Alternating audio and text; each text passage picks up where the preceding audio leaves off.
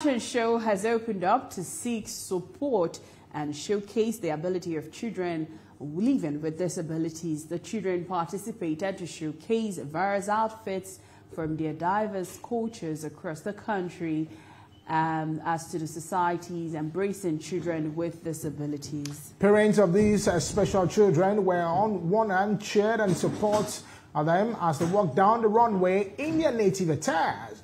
Through fashion show, Nigerians have been urged to embrace children with disabilities.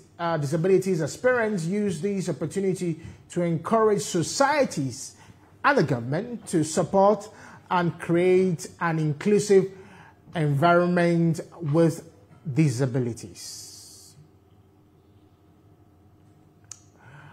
All right, join us to speak more on the highlights of the African Fashion Show is the Vice Chairperson of the Board of Embrace One's Gbemisola Alade. Thank you very much, ma'am. Thank you very much. Interesting to have you on the show. Thanks so much. So we just look at it. We have just little time. So that yes, of course. Now, looked something really fun for the kids, of course. Yeah. Well, what's the idea about this? Why all this?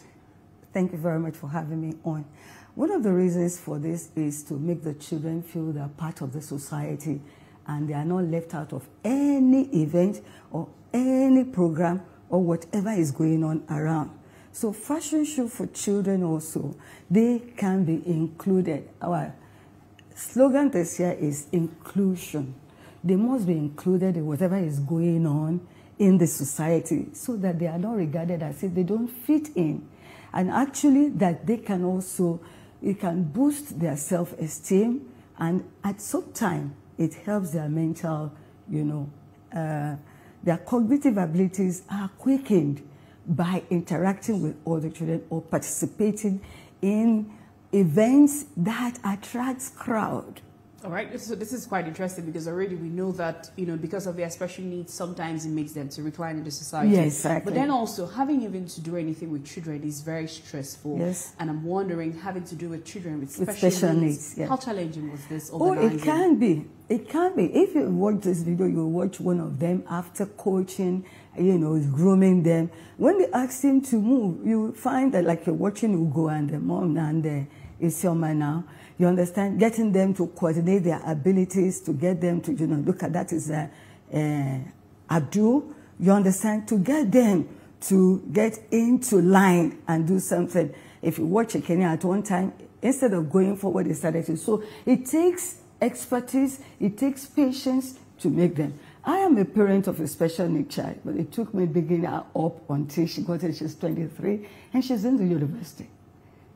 And she's reading science, and she's reading microbiology. But it took patience. We had to allow her to grow at her pace, meet her milestones when she makes it, not running with other children. So it takes a lot of patience, understanding, and getting to know what is actually needful in the life of the children. We talk about inclusion a lot. A lot, yeah. Women to men inclusion. But we talk about inclusion a lot, and I think that even in school we still have to talk about inclusion. How do you think that we can continue to achieve this, knowing that children of special needs? Not just children, everybody, special needs. Yeah, special needs. Most especially special needs. Why? Because they really need to be in the society. We felt in the society. Yeah. How do we need to have that conversation to continue to keep them together in the society? In our drive and our advocacy, that's why you say that we're an advocacy group, is to move schools, government, individuals, private, non-governmental institutions to embrace it. We start with schools. Like we started a school initially, the School of Grace for children with special needs. So we started moving them to the Grace Lane Miracle School, which is an inclusive school. That is how we graduate them. As we see them improve at one level or the other, we move them to the next level. Like I told you, I did with my daughter. So we had to you have to push government, you have to put individuals, and especially parents. Most parents don't understand why. Because of stigma, they want to keep the children away. For this program, when we ask some parents to come out and actually come out with the children, some of them would not. They say, no, don't just take them. But so our drive is to make people realize that, bring them out, forget about stigma, which we are advocating against, as you see.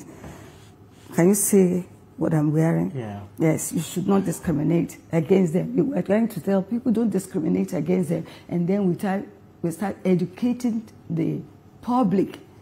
Children like them also, typical children, that's why we talk about the inclusion. They leave school together for them to understand them.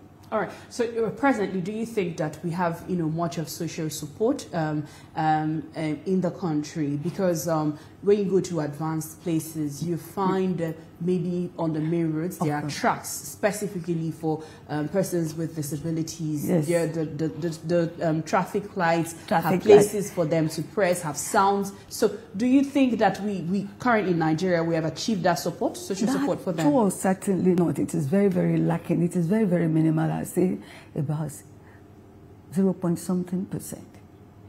We are now trying to reach out. Thank God we met with the chairman, House Committee on Disability. We're trying to get them to put that on. You know that after some time they started including in buildings, ramps, such things for people with disabilities. But especially for special needs children, we're asking that such things be made so that it will, for those that can still have visual, they can still see, those who can still hear, because some of them might have such impediments also. Those that can have speech impediments, things that will guide them in society. But it's still lacking, but we are pushing for it until the public is aware of the need for this. Thank you very much. You're welcome. Thank you.